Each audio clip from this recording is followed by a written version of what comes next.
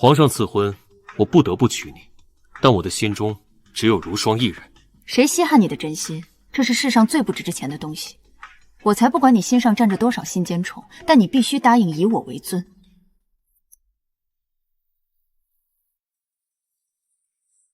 新人结发礼，从此白首不相离。世子，不好了！如霜姑娘3天3夜没吃东西，已经晕过去了。混账东西！如霜晕倒，怎么现在才来报？你们怎么伺候人的？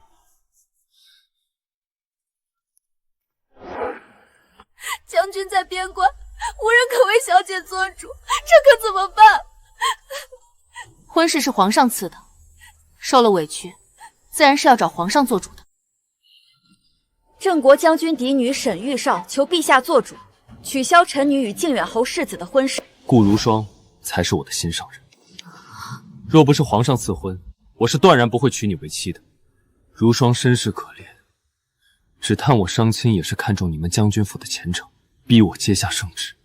若非皇上赐婚，我便是拼出命去，也要娶如霜为妻。听说沈小姐是名门闺秀，皇后都赞你贤良，想必你进了门，也一定能容得下如霜。新婚3日回门后，我希望你和双亲说，为我纳了如霜进门，这是你作为正室夫人该有的气度。谢世子，还未成亲，你便要求我答应为你纳妾，你觉得这样好吗？如霜已经够委屈了，为了我们成亲，她都搬到了别院避你的锋芒，难道你不应该感恩吗？我答应她只委屈这一次，你过门后便操持纳妾之事。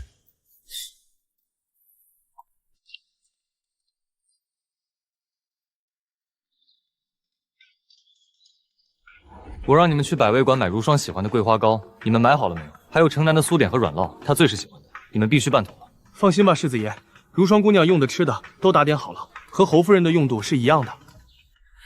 姑娘，要不咱们不嫁了？皇上忌惮父亲的兵权，所以把我赐婚给谢知远，为的是斥衡父亲的兵权，岂会容我说不嫁就不嫁？顾氏满门倾覆，你是宦官之女，生来就是谢家门楣污点。我已定下安排，明日便遣人送你远嫁，此生不得回京。母亲若执意逼她远嫁，孩儿此生终身不娶，绝不妥协。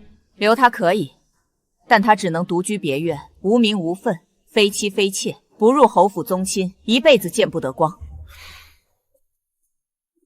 我给不了你真正的名分，却能护你一世安危，无人再敢逼你流离。我得去别院一趟，如霜本就体弱，如今绝食晕倒，我怕她出事。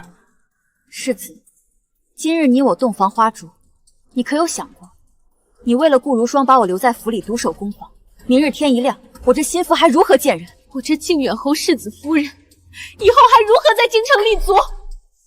沈玉少，一个人的性命还比不住你的颜面重要是吗？你怎么会是如此心狠之人？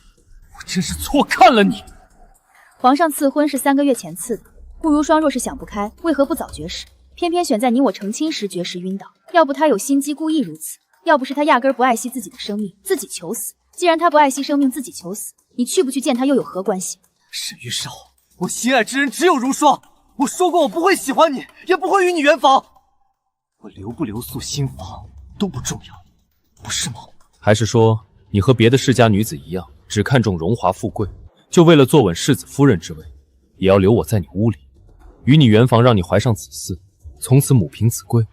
我答应过如霜，此生只有她一人足矣。我不会爱你，不会与你圆房，侯府的子嗣也只会由如霜生下。备马，带上大夫去别院。这不是欺负小姐在京中无人撑腰吗？大婚之夜居然去陪一个外室，我们小姐可怎么办？以后难道还要看外室的脸色过日子不成？小姐，大不了咱们不嫁了，等将军回来为小姐做主，断不会让小姐白白受了委屈。我与你兄长为国为民流血流汗，为的是护国家安危，护家中妻儿不受人欺辱。谁也不能欺负我的女儿，就算是皇上，也不能让你受委屈。我当然不能受委屈，也不能让谢知远这么打我沈家的脸。我嫁进来，代表的是郑国将军的颜面，也是皇家赏的颜面。既然这门婚事是皇上所赐，父亲不在京中，我受了委屈，我自然要找皇上做主。来人，备马车，去宫门。侯爷夫人，不好了！世子夫人叫人备了马车，要进宫找皇上做主，说是要取消婚事。瞎说什么？这怎么可能？是真的，世子夫人带着陪嫁的人已上了马车去宫里了。发生什么事儿？世子呢？怎么不拦着？这么大的事儿，怎可胡来？世子刚接到消息，说如霜姑娘在别院绝食晕倒，早都骑马去了别院，不在侯府。胡闹！今日是世子大婚，他怎么敢扔下沈家小姐去别院？啊！早就听说世子在外面养了个外室，宠得如珠似宝的。什么外室？是以前礼部顾大人的嫡女，世子花重金保下来，一直养着呢。满京城谁不知道他偏爱顾如霜？可新婚之夜啊，他就敢抛下新娘子去看外室，这让镇国将军知道，不得砍了他！我若是沈小姐，我也不嫁，好胆量，好气魄，直接去宫里让皇上做主，此举妙哉！马上派人把世子夫人拦下来，再派人去别院把世子叫回来。他若不回，把世子和那个贱人一起给我绑回来。夫人，世子夫人带着的侍卫是镇国将军的亲卫，我们的人根本不是对手，咱们拦了，拦不住啊！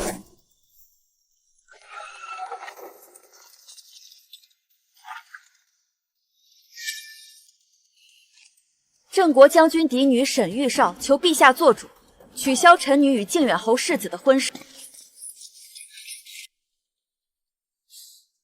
发生了何事？岂有此理！靖远侯府是连朕也不放在眼里了吗？沈玉少，你在干什么？你是不是故意的？要把靖远侯府的脸都丢尽？就因为我离开新房去了照顾如霜，你就要这样来逼我？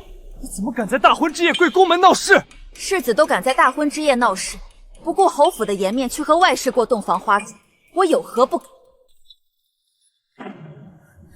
姐姐，都是如霜的错，我没再想到世子会在新婚之夜抛下姐姐去寻我，我身份低微，却惹出这样的事，请姐姐恕罪。我本是想只身一人离开这世间，绝不打扰姐姐和世子的婚事，可我终究是舍不得世子，求姐姐不要为难世子，都是如霜的错，只求姐姐，只要姐姐肯应允如霜一个位分，如霜来世做牛做马报答你。如霜，你不必跪堂。如霜，你不必跪堂。我说过会照顾你一生一世的。世子，我是犯官之女，若无主母的点头，我进侯府便是一个死字，我怎么能让世子为难？夫人今日归宫门，是埋怨世子，如霜只求姐姐回府吧，何必让世子为难？如霜求你了。沈玉少，如霜这样求你，你仍要不依不饶吗？姐姐，世子心爱之人是我，你说我若在你身边晕过去，又被整出血脉，到时候你在侯府还有什么立足之地？侯爷和夫人再不喜欢我，也会心疼侯府的孙子，对不对？居然敢威胁我，我正愁没机会告状呢。你说什么？你居然与世子珠胎暗结，你敢用一个野种威胁我？来人啊！救命啊！靖远侯世子和外室把我们小姐活活气死了，请皇上和皇后娘娘给臣女做主啊！皇上赐婚，臣女奉圣谕嫁进靖远侯府，可是世子却在新婚之夜把我抛下去陪一个外室，这是打我将军府的脸，也是打皇上的脸。传靖远侯和夫人进宫，我要看看靖远侯府干的好事。求皇上开恩啊！都是犬子干的糊涂事儿，被那个女人迷昏了头。臣一定处理好家事，不让皇上忧心，不让沈家小姐受委屈。靖远侯，若你们谢家有心想处理此事，沈小姐今晚就不会跪在宫门前。只怕如今这事儿啊，传得满京城都是了，已不是你一家之事。都是臣妇教子无方，没有管好内宅，臣妇保证一定会给玉韶一个交代，不会让那个如霜再出现破坏他们小夫妻的感情。求皇上开恩，如霜如今肚子里已有了我的骨肉，这也是靖远侯府的长孙，求皇上皇后娘娘网开一面。逆子，你怎么敢让那个贱妇有孕？她连妾室都不是。你的正室夫人刚过门，你怎么敢让外室有孕？臣女自幼学规训，做一个循规蹈矩的大家闺秀，但是却也做不到成亲当日让未来夫君如此打脸。靖远侯世子既然与顾如霜两情相悦，并且珠胎暗生，臣女不想拆散他们，也不想自己委屈，求皇上看在臣女父亲为国鞠躬尽寸的面上，取消赐婚。父亲在给臣女的信中说过，他不能回京送嫁，只愿臣女幸福美满。臣女不愿意委屈，也不想负了父亲一片爱女之心，求皇上成全。求皇上开恩，取消婚约。此事是臣对不起沈家小姐，取消婚约后，给沈家的聘礼，谢家不会收回，只当给沈小姐的添妆。镇国将军父子为国征战10几数，朕总不能让他们寒了心。沈玉烧的请求，朕允了。除了聘礼，靖远侯需给沈家小姐1万两银子作为赔偿，明日便把银子给到镇国将军府去。皇后，剩下的靖远侯世子及那位外室的事就交由你处理吧。这些乱七八糟的事，气得朕头疼。顾如霜，跟咱家来吧。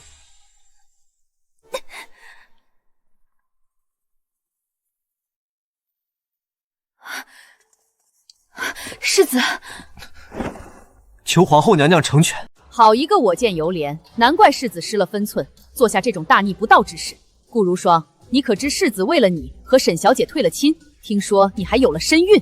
臣女并不想破坏世子和沈小姐的婚事，臣女只是想跟在世子身边为奴为婢，什么也不求。什么也不求，真是一个痴心人。好吧，本宫成全你。来人，端酒来，本宫便祝你们2位白头偕老吧。谢娘娘成全。但是顾如霜，你是范臣之女，不可为正室。你可知晓，就算你进了侯府，也只能是一个妾室。臣女明白。好，你们不后悔就行，出宫去吧。如霜，以后我们可以永远在一起了。现在便和我一起回府吧。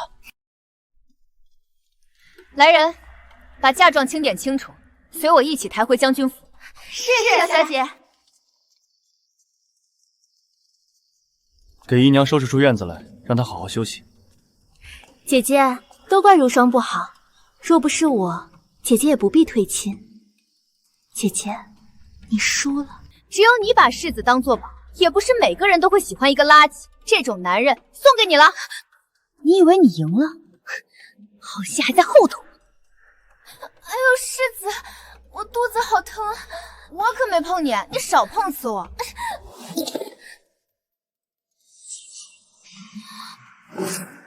顾小姐身下有血，姨娘小产了。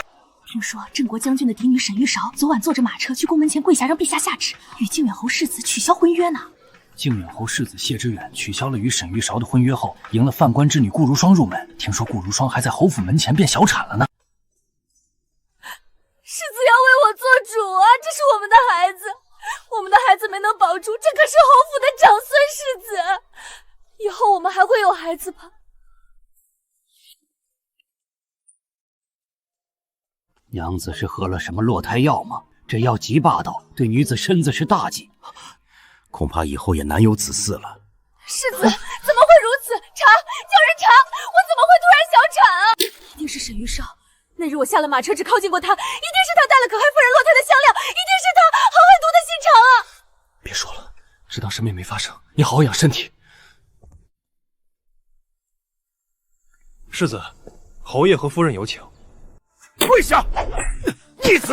侯府的声誉都被你败坏了。为了一个宦官之女，你是不是要把侯府害死？你在大婚之日做出这样的事，是让靖远侯府和镇国将军府结死仇啊！皇上让你联姻，是给靖远侯府效忠的机会，而你抗旨不遵，只会让陛下觉得这是靖远侯府的意思，是我的意思。他会以为我们不愿意听从效忠陛下，不愿意做制衡镇国将军府的棋子。从此我们靖远侯府只会被皇上厌弃，再也没有希望了。我自会给你安排一门亲事，若你再敢为了顾如霜做出大逆不道之事，你便滚出谢家，这个世子换人当。我们是专程过来赔礼道歉的，这边准备了1万两银子，希望你们能收下。银子赔了，从此2家再无瓜葛，也不必再见。这世子怎么搞的？刚成亲，闹得满城风雨。你还不知道啊？沈家小姐昨天可是跪到宫门外去了，要皇上做主，取消和侯府的婚约。世子一定要替臣妾报仇！报什么仇？是皇后娘娘赏你的酒里下了绝子药，我因为你抗旨，这便是皇后娘娘的惩罚。若非你闹绝食，非要在我成亲当日闹出这样的事，何至于到今日这个下场？整个侯府都被你拖累了。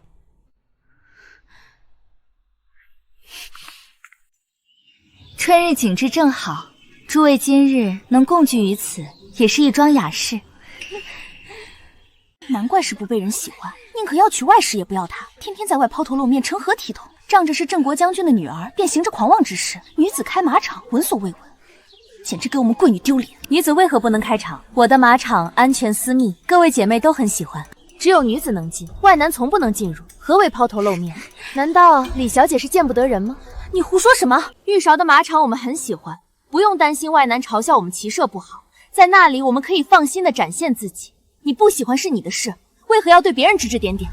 他开马场的钱都是人家靖远侯府的银子，好不要脸！原来李小姐是替靖远侯府来打抱不平了。可是那1万两银子是皇上让她赔偿的，李小姐不满就是不满皇上的旨意是吗？何况那是靖远侯府赔的银子，与你何干？你为何为他打抱不平？难不成李小姐喜欢靖远侯世子？沈玉少，你这种被退了婚的女人，有何颜面出来见人？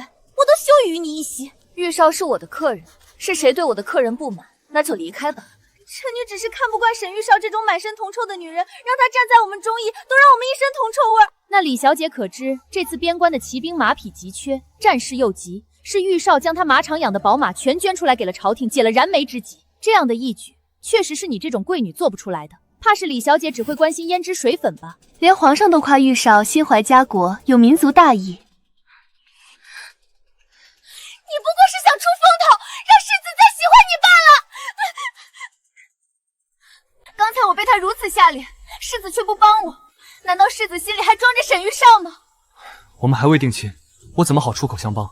这让人知晓，又要笑话你，我也是没办法。若是如此，也不必再去城阳伯府提亲了。我们还未定亲，我怎么好出口相帮？这让人知晓，又要笑话你，我也是没办法。我心里装着一直都是你，难道你还不明白我的心吗？我为了你，把如霜也送走了，姨娘通房一个也没有，难道你还不懂我的心吗？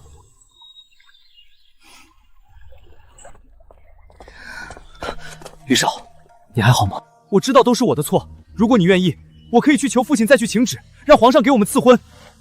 世子误会了，我与你退了婚事，从此再无干系。我们可以从头再来的。你与李小姐快要定亲了，世子也该一心一意对李小姐才是。你知我不喜欢这样的女子，刁蛮骄横。若不是她家世在那儿，我怎么会愿意娶她？诗远哥哥，你在说什么？你原来一直都不想娶我。沈玉少，我与你势不两立。玉儿，你冷静些。今日在宴上是我不好，我不该。你不好，你当然不好。你在后花园对他说的那些话，我听得一清二楚。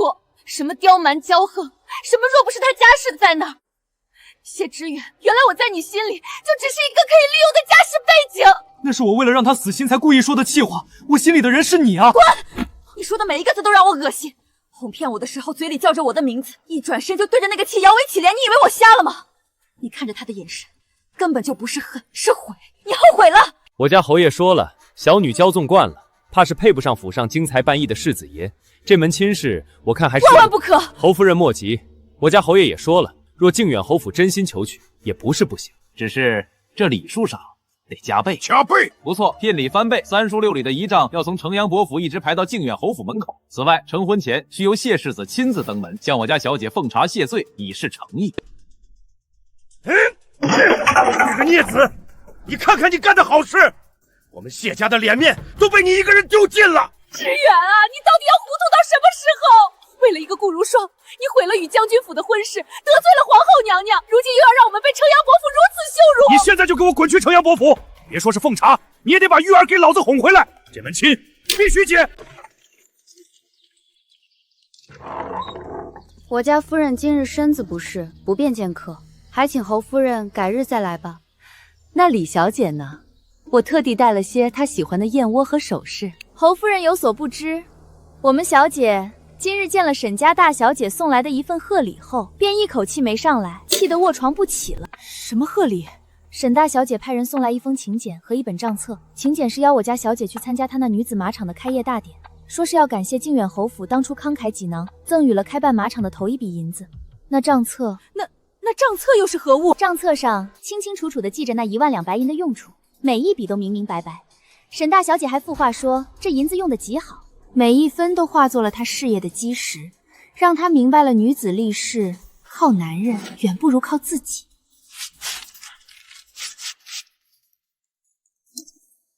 我们小姐看完，当即便把账册撕了，人也气倒了。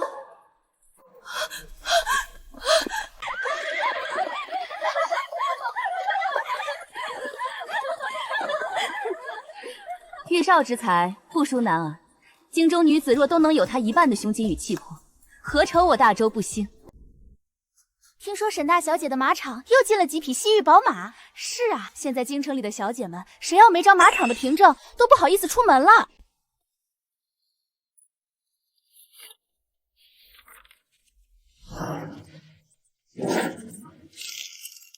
李玉儿，欺人太甚！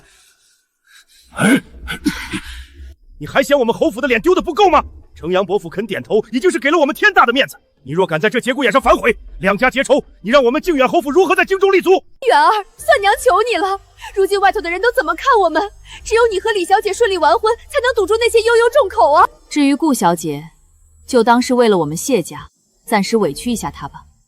不过是让她去京郊别院暂住，又不是生离死别。等日后风头过去，你再把她接回来就是了。李玉儿要求我明日迎亲前将你赶出京城，这让我怎么舍得？远哥哥，你不要为难，如霜明白，都是如霜的错，是我拖累了你和侯府。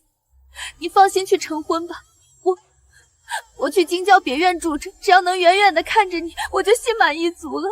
如霜，你信我，这只是权宜之计。等我彻底稳住了李玉儿和城阳伯府，我一定风风光光的把你接回来。这侯府世子夫人的位置，迟早是你的。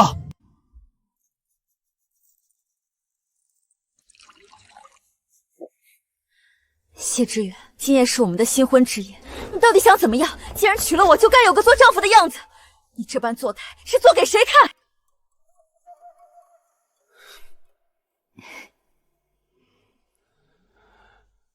如霜，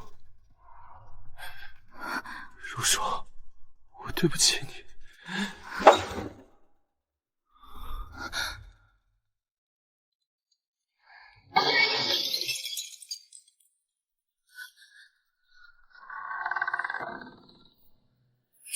去京郊别院，给我把那个贱人请回来！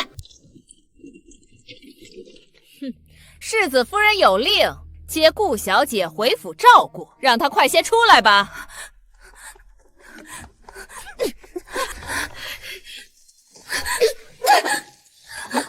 妹妹在外面住着，想必是清苦了。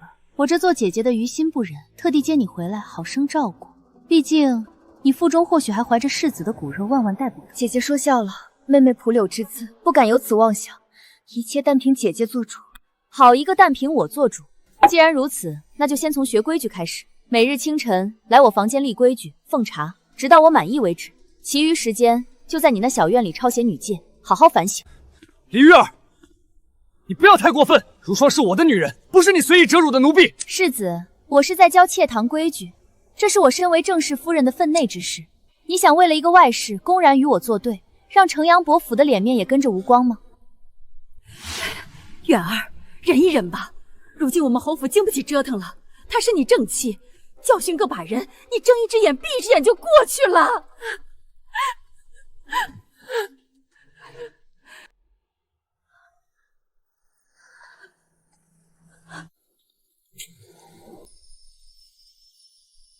如霜，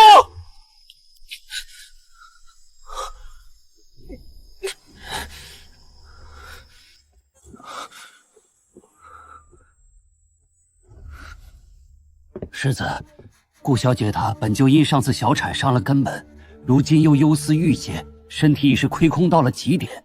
若是再这么下去，恐有性命之患啊！李玉儿，你满意了？是他自己身子不争气，怨得了谁？世子与其在这里质问我，不如想想怎么跟城阳伯府交代，为何日日冷落正妻？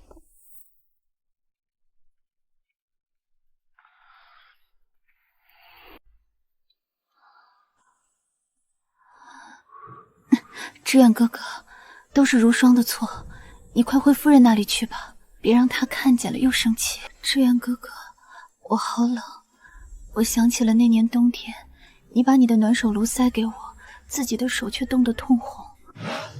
谢知远，你还记不记得谁才是你的妻子？你被这个贱人骗了，他就是在装病博你同情。知远哥哥，你别为了我跟夫人吵架，是我不好，我这就走。你身子这么弱，能走到哪里去？李玉儿，你看看你现在的样子，骄横跋扈，刻薄歹毒。如霜病重至此，你没有半分怜悯之心，你的心是石头做的吗？我歹毒？他当初用假孕的把戏闹得满城风雨，你怎么不说他歹毒？他现在不过是故技重施，你这个蠢货！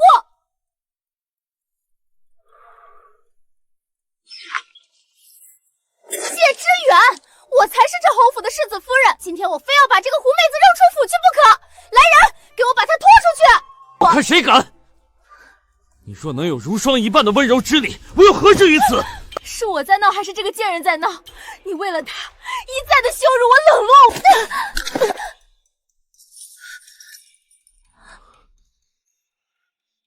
你再敢动他一下，我就休了你！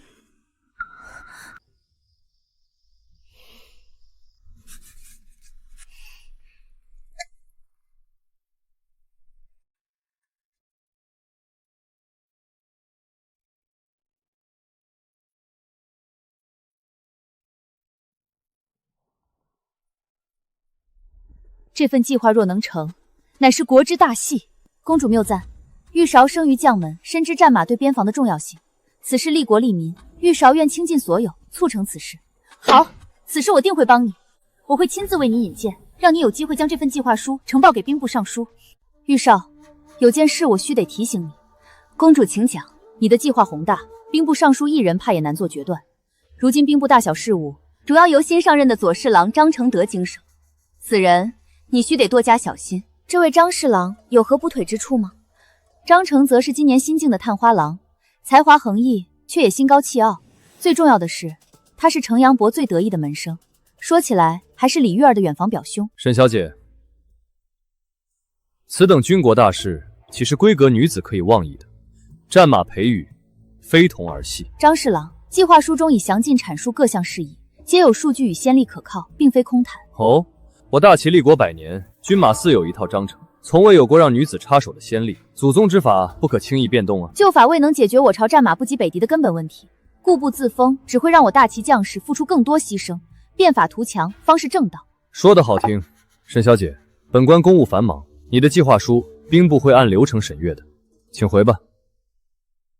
我就说嘛，那种不安于世的女人，迟早要栽跟头，还真把自己当成能指点江山的国士了，真是天大的笑话。就是，我父亲回来说，兵部的张侍郎英明果断，一眼就看穿了他的奸计，把他的计划书压下不报，真是大快人心。那是自然，我那位表兄可是最讲规矩、最重礼法的人，他最是瞧不上沈玉少那种离经叛道的女人。这回我看他还怎么得意，简直是自取其辱。沈小姐，你还来做什么？本官已经看过了，通篇都是纸上谈兵，异想天开，简直是滑天下之大夯。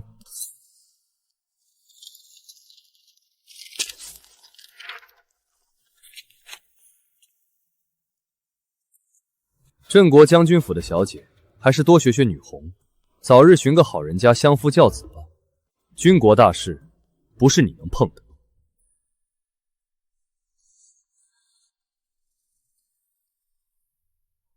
张侍郎教训的是，女子确实该多学学女红，只是不知，待我大齐将士因马匹雷波而血染沙场时，张侍郎的女红能否为他们织出一件刀枪不入的铠甲？本王对闺阁中的宝贝不感兴趣。王爷，臣女带来的宝贝不在闺阁，而在战场。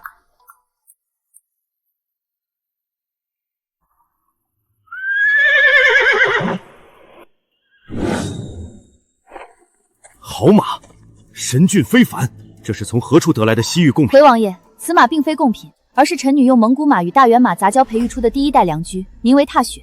此马耐力比普通战马高出3成，负重力高出2成，成本却可节省近半。张承泽那个蠢货！这份计划，本王亲自为你呈给皇上，你且等消息。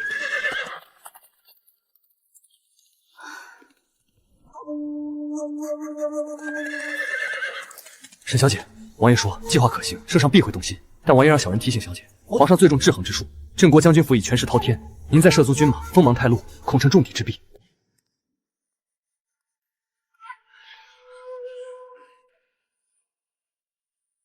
沈师御上，靖王城上的战马培育之法，确为你所作。回禀陛下，正是臣女。陛下，郑国将军府本就手握重兵，如今其女又要染指军马培育，其心可诛。臣怀疑这不过是郑国将军府借女儿之名，行掌控军马大权之实的阴谋。有违祖制啊！女子无才，怎堪大任？陛下，臣女有话要说。我大齐将士常因马力不及而徒增伤亡，臣女培育的踏雪耐力负重，决胜于普通战马，早一天将此良驹送往边关，便能让我大齐的勇士们少流一分血。敢问各位大人，是你们口中的规矩重要，还是我朝将士的性命重要？马匹幼猎看的是血统、筋骨、耐力。若各位大人觉得臣女的性别会影响战马的品质，那不如现在就下一道旨日，规定军中伙夫也必须是男子，免得女子做的饭菜让将士们吃了会打败仗。陛下，臣女自知人微言轻，为证此法可行，为表臣女之心，臣女愿在此立下军令状。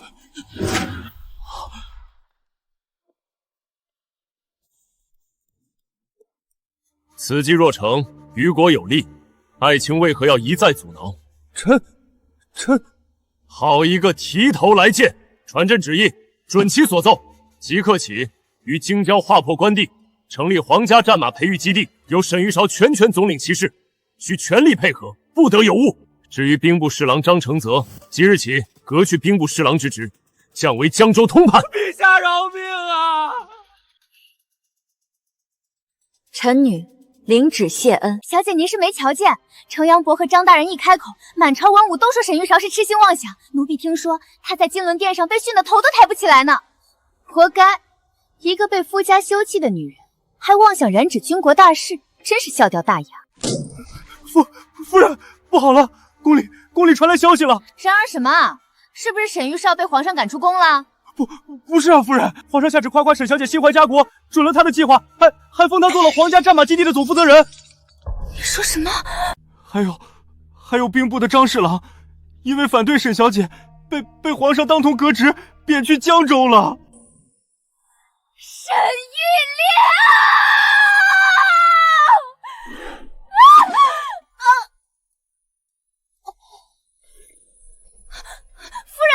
夫人您怎么了？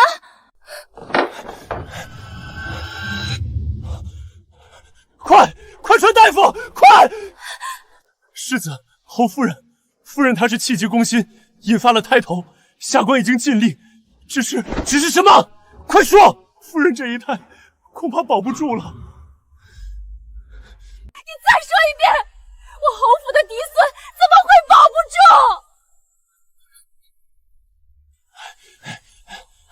王御医，快救救我儿媳，救救我孙儿！好。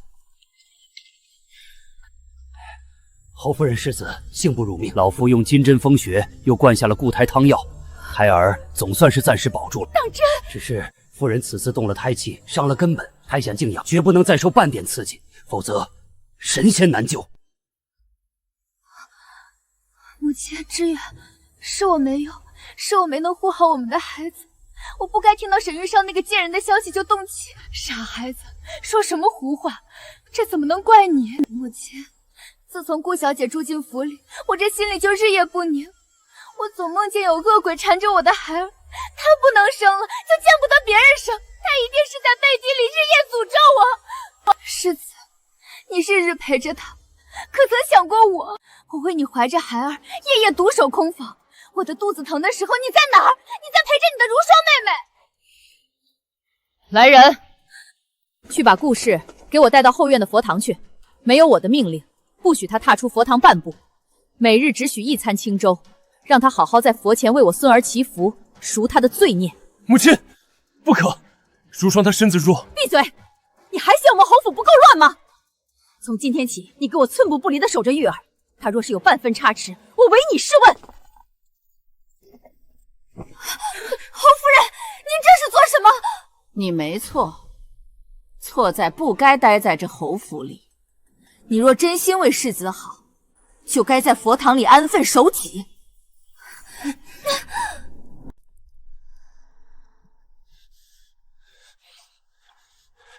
让我出去！志远，你给我清醒一点！如今侯府的希望全在玉儿的肚子里，你再敢胡闹，别怪我打断你的腿！母亲，如霜会死的，她真的会死的！他若安分守己，便死不了。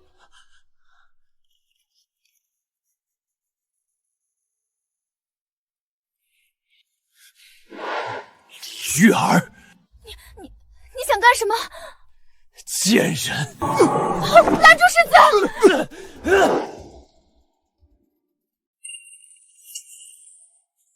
世子爷，你总算来了。小姐她喝了夫人派人送来的粥，就变成这样了。如霜，如霜！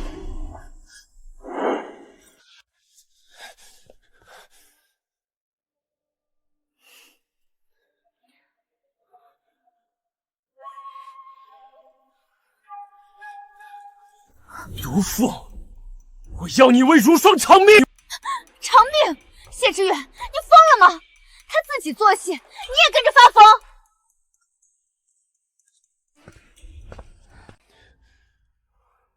去，把王大夫给我叫来，快！不准惊动府里任何人！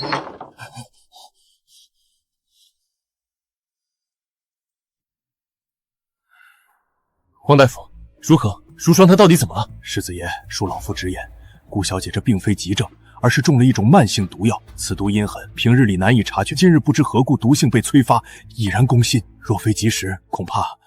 胡闹！成何体统？你眼里还有没有侯府的规矩？还有没有你的妻子？父亲、母亲，到了这个时候，你们还在乎规矩？如霜她快要被李玉儿害死了！你血口喷人！谢知远，你为了这个贱人，竟敢污蔑我下毒！污蔑？王大夫已经诊断过，她中的是慢性毒药。这府里除了你这个主母，谁还有机会？我怀着你的孩子，因为你善妒，你容不下她，你嫉妒我心中只有如霜，所以才想用这种阴狠的手段置她于死地。你说，是谁让你在顾小姐的饭菜里下药的？是夫人赏了奴婢一根金钗，让奴婢每日在顾小姐的粥里加一包药粉，奴婢不知道那是毒药啊，求世子爷饶命！人证物证俱在，李玉儿，你还有什么话好说？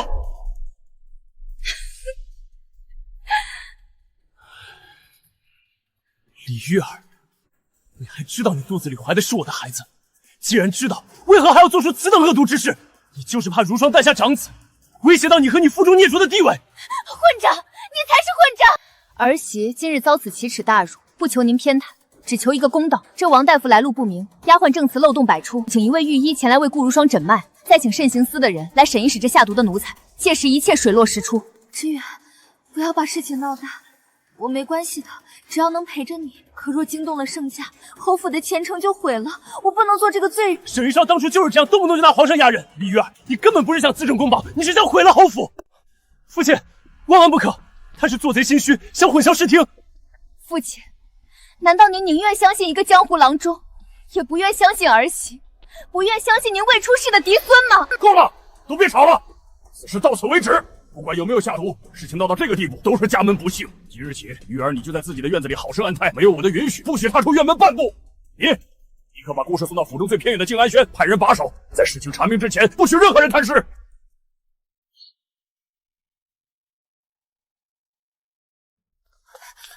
侯爷，侯夫人，不好了，顾小姐她晕过去了。怎么回事？好端端的怎么会晕倒？小姐听闻侯爷要将她发卖，便一口气没上来，不省人事了。晕了就抬出去，府里容不下这等祸害。可是，王大夫走之前留下了一张安胎药方，说小姐她已经有1个月的身孕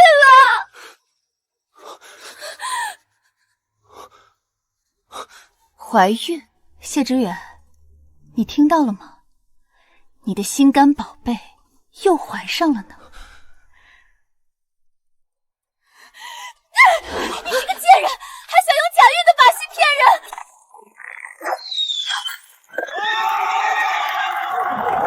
启禀陛下，此马神骏，乃臣平生所见，冲刺迅猛，耐力惊人。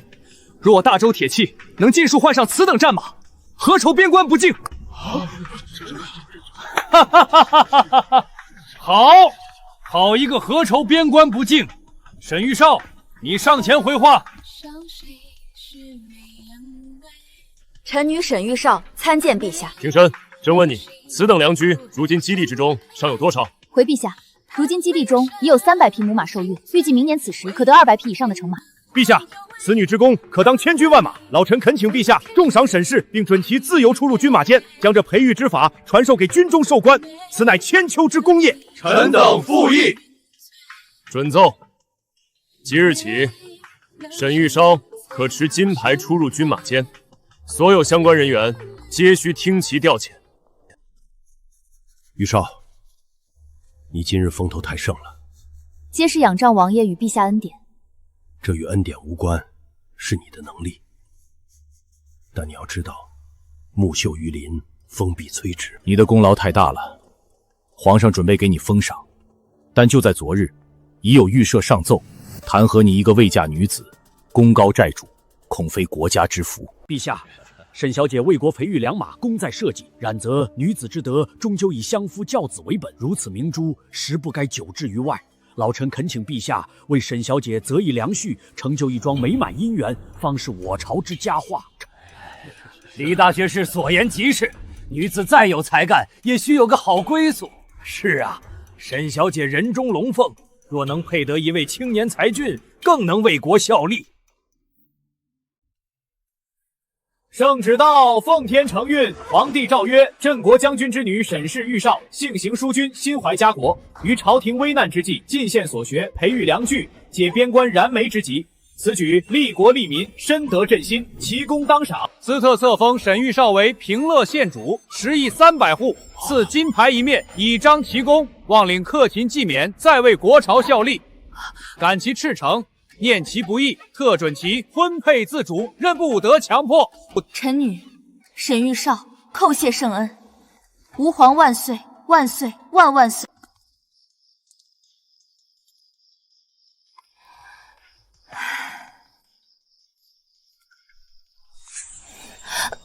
玉少，我听说了，恭喜你，不，恭贺平乐县主。等等，玉少，你听我说，求你给我一点时间。我知道当初是我混账，是我对不起你，我瞎了眼，猪油蒙了心。这几个月我没有一天过得好。那个李玉儿，她刁蛮骄横，将侯府闹得鸡犬不宁，我后悔了，玉少，我真的后悔了。玉少，看在我们曾经夫妻一场的份上，你帮帮我好不好？帮你什么？帮我向城阳伯府求情。李玉儿如今怀有身孕，城阳伯府步步紧逼，我们靖远侯府快要撑不住了。你如今是平乐县主，是皇上眼前的红人，只要你肯说一句话，他们不敢不听的。我为什么要帮你？谢知远，当初是你在新婚之夜弃我而去，选择了你的顾如霜，后来又是你为了家族利益选择了李玉儿，这一切都是你自己的选择。你享受过为心上人奋不顾身的深情，也享受过联姻带来的喘息之机，如今选择所带来的恶果，自然也该由你自己承担。这世上哪有只占好处不担后果的道理？我与你的情分早在你新婚夜转身离开的那一刻断得干干净净，如今你落魄与我何干？我风光又与你何干？世子爷，路是你自己选，跪着也要走完，别再来找我了，我们之间早已两清。玉少，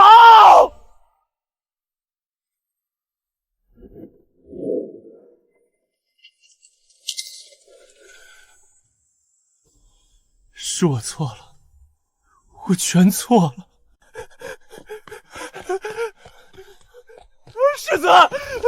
世子不好了，府里出大事了！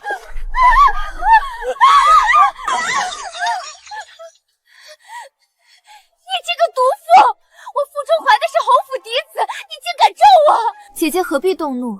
世子心中有我，也不是一天两天了。妹妹，我也怀着世子的骨肉，这手心手背都是肉啊。妹妹只是担心，万一姐姐身子不好，有个什么闪失，那妹妹肚子里的这个，将来若是个男孩，可就是侯府唯一的希望了。到时候我定会好好教导他，让他尊敬姐姐您这位没能留下子嗣的嫡女。贱人，我杀了你！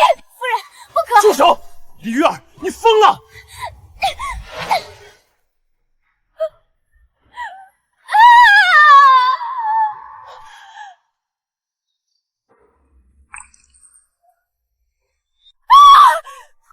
快叫大夫，快去请太医！玉儿，李玉儿，你醒醒！混账东西，谢家的嫡孙啊！侯爷，夫人她小产了，孩子，保保不住了，而且夫人失血过多，恐有性命之忧啊！孽子，我打死你这个孽畜！为了一个贱婢，你毁了侯府的未来，我打死你！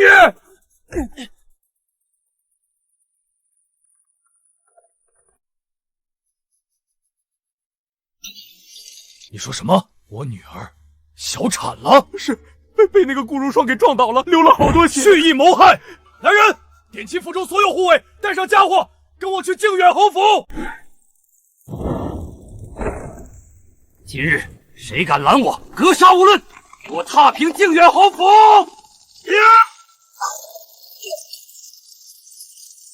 谢知远，拿命来！程阳伯，你带兵私闯侯府，意欲何为？谢家教出好儿子，谋害我女儿，杀我外孙，这笔血债今天必须清算。这是何礼数？我李家的女儿不受这等奇耻大辱。从今往后，我程阳伯府与你靖远侯府不死不休。靖远侯教子不严，谢知远宠妾灭妻，德行有失，致小女小产垂危，望陛下严惩。靖远侯教子无方，致生祸端，闭门思过，罚俸1年。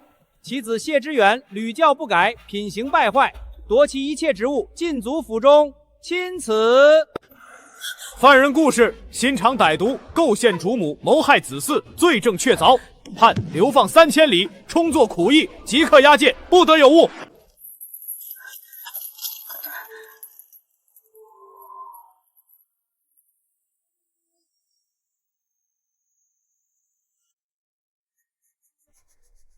你滚回老家去！从今往后，我只当没生过你这个儿子。靖远侯府的荣辱也再与你无关。